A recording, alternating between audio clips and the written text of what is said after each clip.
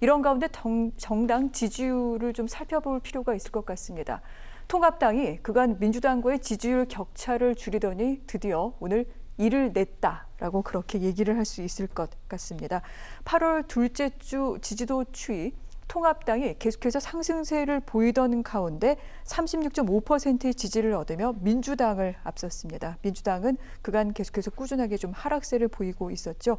두 정당 간의 지지율 차이 3%좀 넘게 나기도 합니다. 표본오차 범위 내이긴 하지만 이렇게 지지율이 통합당이 더 높아진 것은 지난 보수정당의 지지율이 높아진 것, 이렇게 민주당을 앞선 것은 거의 2016년 10월 탄핵 전국 이후로는 처음이라고 그렇게 얘기가 나오고 있습니다. 이 같은 조사 리얼미터에서 지난 10일부터 12일까지 진행을 했습니다. 표본오차 플러스 마이너스 2.5%포인트입니다. 과연 이 같은 여론조사 결과 통합당이 잘하고 민주당이 못해서일까요? 한켠에서는 부동산 정책이 박근혜 전 대통령을 눌렀다, 이런 해석이 나오기도 합니다. 두 분께서 좀 분석을 해주셔야 될 것 같은데요. 네, 이거는 문재인 정부와 민주당의 실책에 대한 반사효과죠. 네, 그게 컸습니다. 반사효과가 큽니다. 결정적으로 지금의 민심은 흉흉합니다. 그 바탕은 부동산에 깔려 있습니다. 10%의 국민을 빼고 나머지 90%는 다 루저입니다. 루저. 지방에 가면 초토화해 버렸습니다. 지방에 갔어요. 서울 강남에 1년에 아파트값이 1억 올랐다고 하면은 농촌사람이 일하기 싫어합니다. 그게 사는 것도 서러운데 아무리 일해본들 일하기도 어렵고 해본들 안 나옵니다. 놀고 먹는 사람들이 떼돈 겁니다. 여기다가 그런 상황 속에서 최근에 청와대의 모습을 지켜봤어요. 청와대 수석들, 비서실장들. 직을 버리고 아파트를 챙기잖아요. 집을 챙기잖아요. 무슨 수석직을 버리고 아파트 집을 챙기잖아요. 그죠? 문재인 정부에서. 그것도 또 억지로 팔라고 했다가 시가보다 2억 높게 내놨다가 안 파니까 또 거둬들이고 이런 모습들을 보면서 이 정부에 대한 실망이 아니라 분노를 표출하고 있는 거죠. 분노를. 거기다가 또 집권당 내에서 하는 정책에 이 자충우돌하는 모습을 보면은 왜 이렇게 오만해졌는가에 대해서 국민들은 생각을 하는 거죠. 왜 이렇게 오만해졌나? 조율도 안 되고 네. 막무가내식이고 그들끼리만 뭉쳐있는 거거든요. 국민들은 어떻게 생각할까요? 브레이크가 필요하다. 견제가 필요하다고 한 거예요. 그러면은 야당이 많으면은 그중에서 제일 깨끗한 정당, 제일 괜찮은 정당한테 표가 갈 텐데 다른 정당은 다 무너져 버렸어요. 정당이 없어요.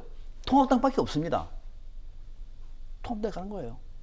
그러니까 완전한 반사효과가 되는 거죠. 네. 거기에다가 조금 더 긍정적으로 보자면 통합당이 오늘 이런 모습이 조금 변화하는 모습. 앞으로 아마 통합당 지지율이 더 올라갈 겁니다. 다소 진화된 모습은 분명히 있는 거죠. 네. 그거는 당에서 5.18을 넣는다든지 또는 앞에 당 강령에다가 5.18 조항을 넣는다든지 또 이번에 통합당 지도부가 옛날 같았으면은 대구 서문시장을 찾아가 아마 갔을 거예요. 이번엔 광주로 갔습니다. 차별성이 있는 거잖아요. 네. 또 구태의원이나 인사가 나와서 핥히지않는 얘기를 막 하는 것보다는 그날 김정은 대표 주변에 젊은 인재들이 나와가지고 뭔가 새로운 얘기를 할 때 진정성이 와닿는 거거든요.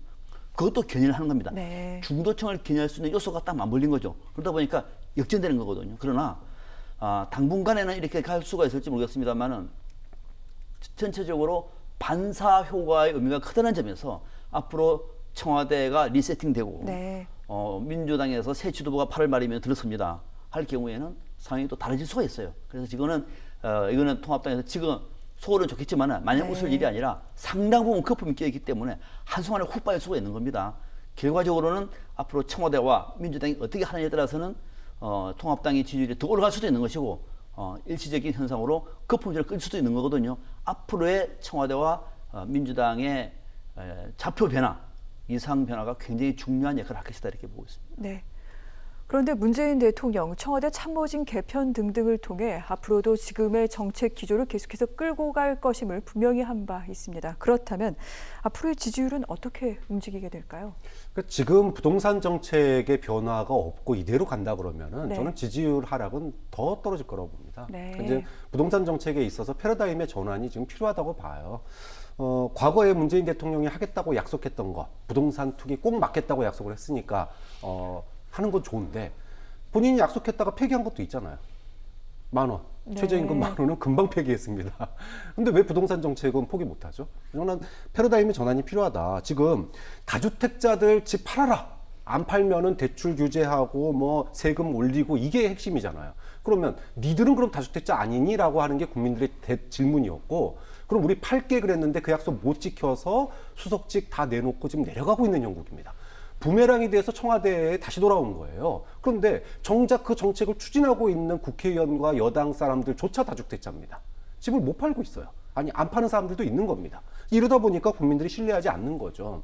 그 때문에 이 부동산 정책이 크게 세 가지인데, 공급, 대출, 세금입니다. 근데 대출하고 세금은 뭐 이미 정부가 할 만큼 규제했어요. 네. 그러면 이제 공급인데, 공급을 갖다가 무한정 양적 확대를 하게 되면 다시 또 투기만 붙어두니까 못하는 거예요. 그러면 양질의 정말로 질 좋은 공급 정책을, 장기 임대주택의 그런 정책들을 안정적으로 국민이 신뢰할 수 있게 저는 대국민 사과를 하고 새롭게 리셋하는 부동산 정책이 돼야 된다. 네. 좀 그렇게 돼야지 어느 정도 좀 부동산에 대한 민심의 어떤 모멘텀을 만들 수 있지 않을까라고 하는 점이고, 지지율 하락의 또 한 축이 여성입니다.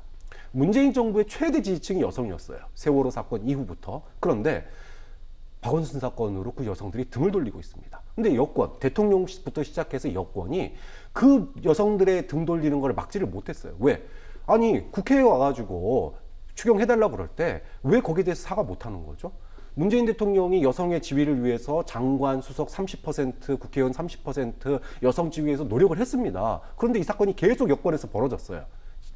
광역단체장 3명이 벌써 그걸로 지금 그만둔 상태입니다. 그러면 대통령이 네. 정말로 여성들을 위해서 노력을 했는데 이런 일이 발생해서, 특히 여권에 발생해서 국민들 앞에 대단히 사죄드린다. 앞으로 이런 일이 생기지 않도록 청와대에서부터 여당까지 정말 노력하겠다. 이렇게 여성들을 좀 어우러 다독이면서 성인식, 성감수성 이런 네. 부분들에 대해서 다시 한번 환기를 했다면 여성들이 이렇게까지 등 돌릴까? 좀 그런 점에서 여당이 좀 반성할 때 반성하고, 그 다음에 패러다임 전환할 땐 전환해야 되는데, 최저임금 포기하는 것과 이 부동산이나 여성 정책에 대해서 뭔가 자세 변화를 하는 게 너무 차이가 나기 때문에 굉장히 아쉽다. 이런 점에 대해서 좀 이거 바뀌지 않으면 네. 앞으로 지지율 더 떨어질 가능성이 높다고 봅니다. 그렇군요. 자, 청와대가 이러한데 그렇다면 민주당은 이 변화를 좀 견인을 하고 있을까요? 사실 민주당 오는 29일에 전당대회를 앞두고 있기 때문에 그렇게 움직일 수 있는 폭이 넓지는 않습니다. 문제는 전당대회가 지금 진행되고 있는데도 국민들은 별로 여기에 주목을 하지 않고 있다는 겁니다. 이런 가운데 당 대표 경선에 나선 이 후보들 여러 가지 발언들을 했는데 저희가 몇 가지를 좀 대표적인 내용을 모아봤습니다. 이낙연 의원이 지난 11일 수해 현장을 찾아서 현재 문재인 정부 들어 여러 가지 재난 대응이 좀 더 발빠르게 진행이 되고 있다. 자신이 총리라면서 재난 현장 개선 참 잘했다 싶다라고 얘기를 했습니다. 김부겸 전 의원 역시 지난 11일 지역 언론과의 인터뷰에서 이제 지역주의는 없어졌는데 정치 성향이 문제다. 호남 같은 경우에는 민주당 다 떨어뜨리고 국민의당 당선시킨 적이 있는데 영남은 보수당이 무슨 짓을 해도 묻지마 지지를 하고 있다라고 얘기를 했습니다. 박주민 민주당 의원 지난 5일 언론과의 인터뷰에서 현 정부의 부동산 정책과 방향은 맞는데 조금 구멍이 있고 이를 빠져나가서 비판을 받게 되는 그런 영향이 있기도 하다. 이 구멍을 메우고 더 강한 메시지를 낼 필요가 있다라고 얘기를 했습니다. 이 같은 부분 아마 국민뿐 아니라 당원들에게 또 호소하는 차원에서 이렇게 얘기를 하고 있는 것 같은데 어떻습니까? 제대로 당의 얼굴로서의 역할을 좀 하고 있다고 볼 수 있을까요? 아무도 지금 여당 전당대회에 대해서 얘기하지 않습니다. 네. 얘기하지 않는 이유는 뭐 수해도 있고 코로나도 있고 여러 가지가 있지만 무엇보다도 여기 출마하고 계신 민주당의 주자들이 저는 문제가 있다고 생각해요. 네. 지금 여당이라고 하는 큰 배에 물이 들어오고 있습니다. 부동산, 그다음에 성 문제 여러 가지로 물이 새서 물이 차고 있는데 여기 주자들은 그 물 차는 거를 앞으로 어떻게 막을지를 얘기를 하지 못하고 있어요. 그리고 앞으로 어디로 가야 되는지도 얘기를 못하고 있습니다. 부동산 정책에 대해서 포스트 코로나에 대해서 국민들의 눈을 사로잡을 새로운 이슈나 네. 새로운 정책 대안을 못 내놓고 있습니다. 그러면 이 배가 어디로 가야 될지에 대해서 만약에 여당의 전당대회에서 그런 새로운 정책이 나온다던가 대안이 나온다라면은 국민들이 왜 관심 안 갖겠습니까? 관심 갖죠. 근데 아무렇게 대안이 안 나왔어요. 네. 근데 정작 밑에서는 물 새고 있습니다. 물 새는 것도 막지도 못하고 있어요. 그러다 보니까 이건 국민들이 여권의 대표가 누가 되느냐는 앞으로 여권이 이 나라를 어떻게 끌고 갈 건지 이 부분을 보는 건데 희망을 줘야 되는데 희망이 주는 메시지가 없다 보니까 그냥 자기들끼리 리그가 되는 네. 거예요. 좀 그런 점에서 국민들이 부동산 문제나 포스트 코로나의 시대의 어떤 경제 문제에 대해서 희망을 줄 수 있는 정책 대안. 과거에는 야당에게 비판만 하지 말고 발목만 잡지 말고 대안을 내놔라 그랬는데 여권의 당권을 지겠다라고 하는 주자들에게 입만 닫지 말고 지금 상황을 어떻게 돌파할 건지 대안을 내놔라. 그렇지 않으면 여권 전당대회에 국민들 관심 안 가질 거다. 지지율 하락하는 거 불가피하다. 네. 이렇게 얘기를 할 수밖에 없는 거죠. 네. 오늘 여당에 대한 비판적인 의견이 상당히 매섭습니다. 그래도 전당대회 결과 좀 예측을 해볼 필요가 있을 것 같은데 현재 수해 등등으로 뭐 대부분의 일정이 취소되거나 연기가 됐습니다. 네. 그러면 결국은 지금 뭐 1위라고 얘기하고 있는 이낙연 의원에게 유리할 수밖에 없는 걸까요? 네, 참 정치 평론이 냉정한 거죠, 그죠? 국민들이 별로 관심도 없는데 네. 이 와중에 코로나에 이어서 폭우가 쏟아졌는데 이 상황에 누구한테 유리할까요? 이렇게 얘기를 해야 되는 제가 다 죄송합니다. 아닙니다. 네. 네. 정치 평론은 그러면서 좀 냉정한 건데 이낙연 후보에게 유리하죠. 왜냐하면 관심이 없다는 얘기는요. 뒤에 추격자의 입장에 서 있는 후보가 따라갈 수 있는 동력이 없다는 거예요. 그럴 수밖에 네. 없는 거죠. 그래서 어차피 대표는 이낙연이다라고 하는 기존의 프레임 이미지는 그대로 고수질 가능성이 높아 보이고요. 중요한 거는 이제 당 대표가 누가 되느냐는 당에서 중요하겠습니다만 이제 국민들이 볼 때 지금 문제는 상황이 민주당 전당대회가 국민의 시선을 끌기는 어려운 것은 사실로 보여요. 왜? 지금 상황 속에서 민주당 분위기를 흥행을 높게 할 수가 없어요. 코로나 사태 속에서 온 국민들이 지금 접촉을 다 두려워하는데 어떻게 할 수 있죠?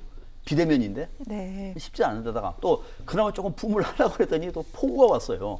이 와중에 숨지거나 나름대로 지금 뭐 피해 있는 국민들도 많은데 이재민도 많은데 축제한다고 할 수도 없는 상황이란 말이죠. 기본적으로 축제 분위기가 형성이 안 되는 거예요.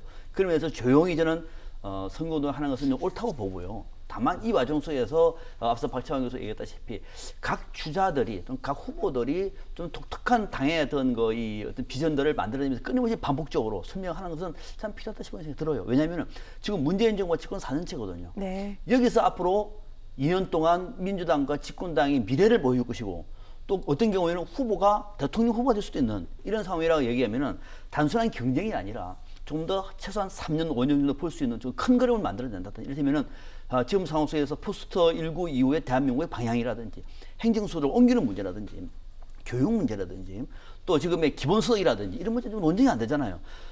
야당에서는 기본소득을 얘기하고 그러는데 지금 여당에서는 별 얘기 안 해요. 구체적인 강론이 없어요. 네. 환상이라고 얘기했던 김종인 대표도 내놓고 있는데 현실적으로 가능하다고 얘기했던 민주당에서는 구체적인 안이 안 나와요. 왜 이럴까? 거의 정책에 죽어버린, 그러니까 정책 없죠? 인물은 다 그런 사람들이죠? 분위기 안 뜨죠? 그럼 모르겠나요? 이런 면에서 지금 당 대표 경선의 전반적인 어떤 네. 전략 부재가 좀 심각한 것은 사실이겠으나 현실적으로는 이를 타개할 방법은 없다. 그래서 앞으로 당 새 지도부가 들어서는 순간부터 굉장한 중요한 전환점에 서 있는 겁니다. 아마 당의 존망을 걸고 다음 네. 지도부가 이 당의 2년 동안의 설계를 해야 될 것이고 그것이 결국은 대한민국의 미래를 설계하는 중요한 분기점이 된다는 측면에서 지금이라도 좀 치밀한 고민과 노력이 필요하다고 봅니다. 네. 그렇기 때문에 이달 말에 예정된 민주당 전당대회, 당의 전망뿐만 아니라 정권 재창출 등등까지 견인할 수 있는 그러한 지도부가 뽑히게 될지 여기에 대해 관심이 모아지고 있습니다. 또한 다음 달 초에는 또 김종인 통합당 비대위원장이 취임 100일을 맞아서 뭔가 당의 완전히 좀 달라진 모습에 대한 완벽한 좀 청사진을 내놓지 않을까 싶기도 한데 이달 말 다음 달 초 정치 일정이 굉장히 좀 급박하게 움직이지 않을까 그런 생각도 해보게 또 됩니다. 자, 두 분과는 오늘 말씀 여기서 마무리하도록 하겠습니다. 고맙습니다.